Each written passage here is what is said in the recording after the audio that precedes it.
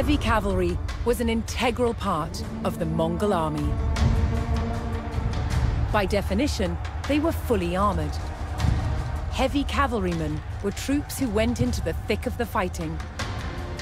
Mongol heavy cavalry had steel helmets, but they also had this very distinctive form of armor here, known as lamina, made of steel, rawhide, and even leather.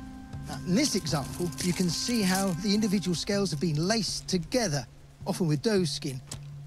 Rows of lamellite, which in turn was then sewn into fabric or leather backing. Lamina armor is wonderfully robust. It's flexible, relatively lightweight, and easy to repair. The Mongol heavy cavalryman, in his characteristic lamellar armor, was the hammer in the Mongol war machine. All Mongols, both heavy and light cavalry, were capable horse archers. However, for the heavy cavalry, shock troops that rode into and smashed the enemy, the bow was of secondary importance. Their principal weapon of first contact was the lance.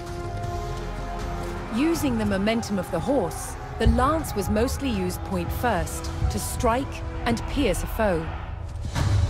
It could be used with great precision. Strikes with the point were effective, but the Mongol lance had an additional feature.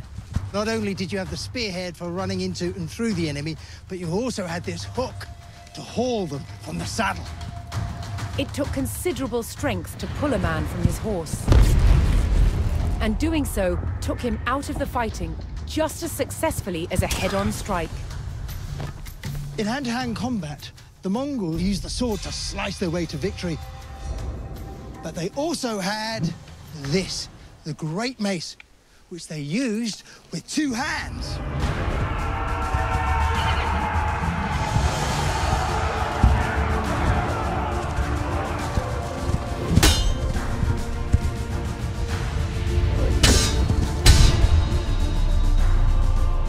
Mongol armies were famous for their ability to move fast and strike with surprise. But their heavy cavalry was a brutal shock force that could overwhelm and crush an enemy with raw power.